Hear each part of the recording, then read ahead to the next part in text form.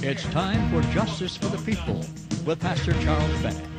Justice for the People, exploring issues involving corruption and injustices in the Tri-Cities. The opinions expressed on this program are those of the guests and Pastor Bennett, and not necessarily those of the moderator, management, staff, or advertisers of WHAP. Here now is Pastor Charles Bennett and Justice for the People.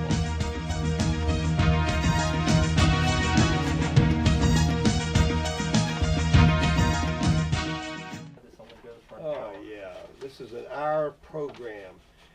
We're going to talk just a minute here about with Allie here, and Allie Clark is with us, and I am excited about getting into this subject about what I call the Boston Tea Party, but they're going to call it the Tax Day Tea Party, and we're going to find out what are they going to do with the tea up there. That's what I want to know.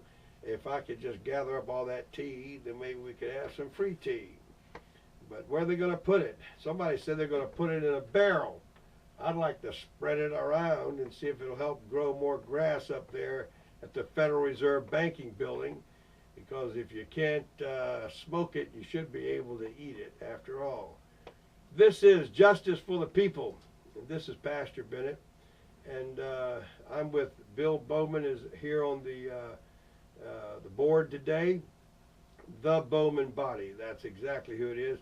And we want to open these lines up today for some phone calls. 452-4999, 452-4999. Justice for the People is on the air. And if you have something you'd like to say about the Tax Day Tea Party up there in Richmond at the Federal Reserve Banking Building, if you're planning on going, give us a shout today. Give me a call right now, 452-4999.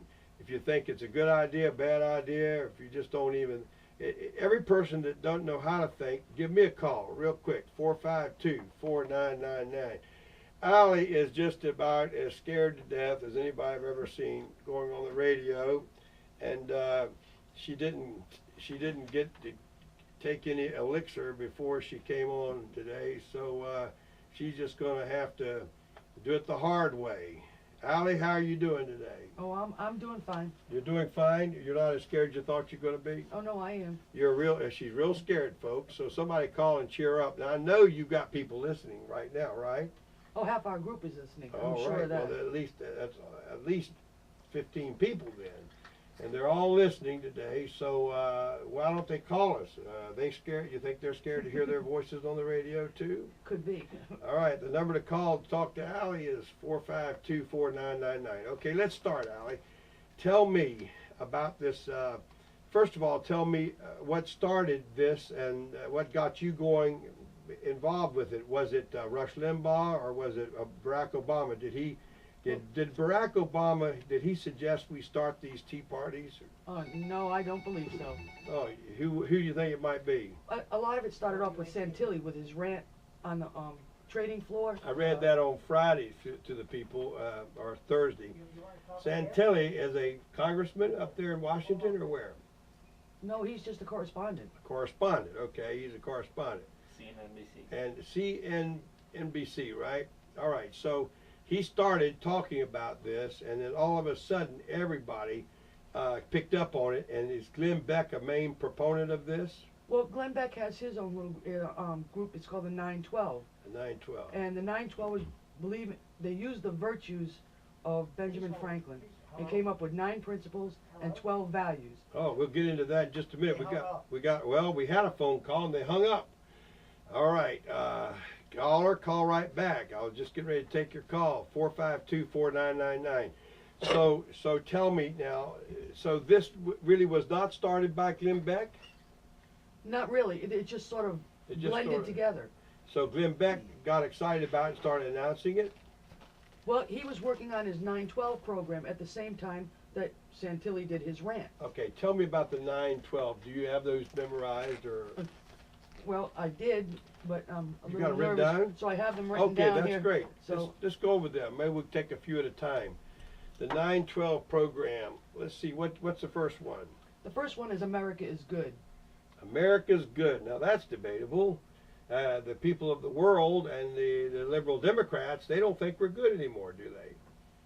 No, I don't think they do. They think that America's bad. And you're talking about America, the concept of America, the founding of America. Exactly. What America stands for is good.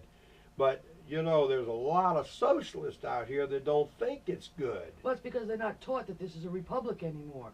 That's right. They think it's a democracy. And it's not. It's not a democracy. Now,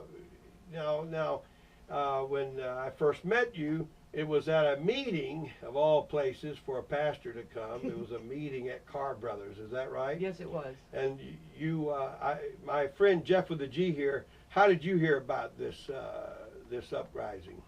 I was coming on the radio and I heard somebody from Cleveland calling into Glenn Beck, and he talked about meetings that were springing up. So I came over to a friend's house and I looked it up online, and there was a meeting at Hopewell, and so I So then you told me about it. Bothered you. Yeah. Said, I'm going, get off your duff. So Jeff with a G says, I don't care if you are a preacher. You're not too religious to be able to go in the Carr Brothers, are you? And I said, well, I'll go there and check this meeting out. Well, I met some very interesting people. In fact, the first meeting was held on Sunday. So I thought, well, this is pretty good. And then I met there a couple, an older couple that had just come from church. And to me, it was pretty funny. Here we are in Carr Brothers, and about half the group or 2/3 of the group ordering Coca-Cola. And I thought, well, this is still very good. What was it? 9 people signed up and 27 showed up. Yeah, something like Yeah. It just sort of mushroomed. Yeah, it mushroomed.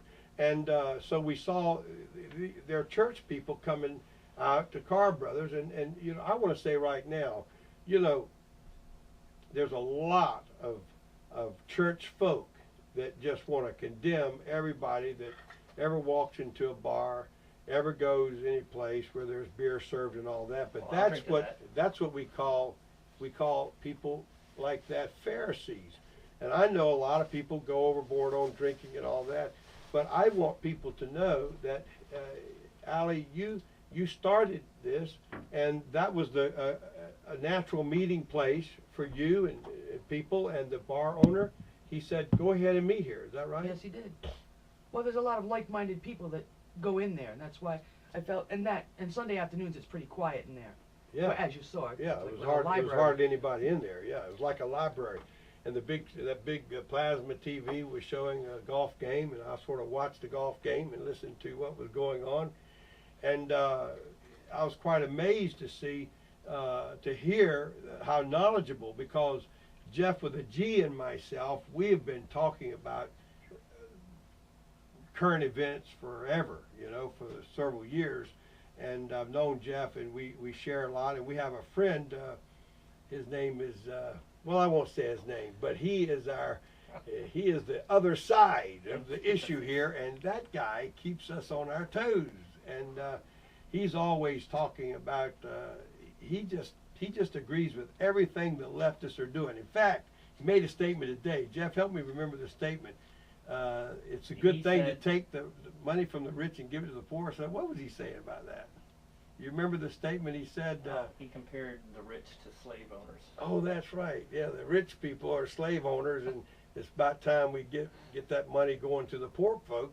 And I thought to myself, well, you know, that's just the craziest thing I've ever heard in my life, that anybody would really sincerely believe that. But there's millions of people in this country that agree that the rich business people are hurting our nation. And if they only understood economics, they would know that's not true. We're going to come back with just a little bit more of this, these 9 steps you called it, or 12 steps, what is it? No, not the 12 steps. The 9 steps. The It's not a 12 steps is to program. help That's us get something off of, else entirely. get out of Carr Brothers, and the 9 steps are help us to throw tea away. More right after these messages.